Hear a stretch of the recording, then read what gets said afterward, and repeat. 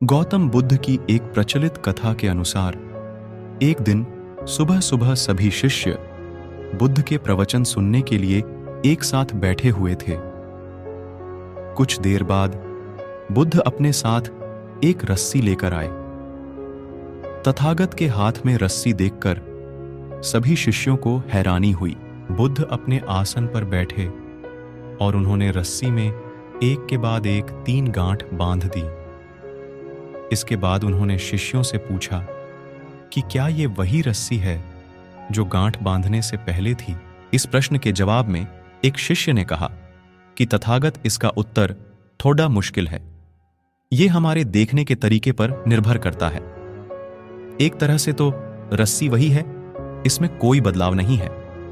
एक अन्य शिष्य ने कहा कि अब इसमें 3 गांठें लगी हुई हैं जो कि पहले रस्सी में नहीं थीं। इसे बदला हुआ भी कह सकते हैं। कुछ शिष्यों ने कहा कि वास्तव में मूल रूप से रस्सी वही है, लेकिन बदली हुई दिख है, लेकिन इसका मूल स्वरूप बदला नहीं है। शिष्यों की बात सुनकर बुद्ध ने कहा कि आप सभी सही बोल रहे हैं, अब मैं इन गांठों को खोल देता हूं।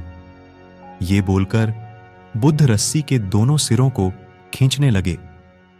बुद्ध ने पूछा कि क्या इस प्रकार रस्सी की गांठें खुल जाएंगी? सभी शिष्यों ने कहा कि नहीं, ऐसा करने से तो गांठें और ज्यादा कस जाएंगी, इन्हें खोलना और मुश्किल हो जाएगा।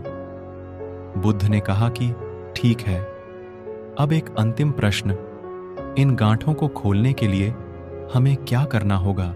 शिष्यों ने कहा कि हमें इन गांठों को ध्यान से देखना होगा, जिससे हम जान सकें कि इन्हें कैसे लगाया गया है।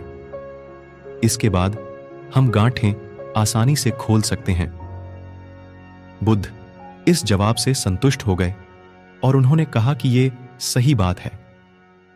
हम परेशानियों में फंसे रहते हैं और बिना कारण जाने ही उनका हल खोजने लगते हैं, जबकि हमें पहले समस्याओं के मूल को समझना चाहिए। जब समस्याओं की वजह समझ आ जाएगी तो उन्हें सुलझाना बहुत ही आसान हो सकता है।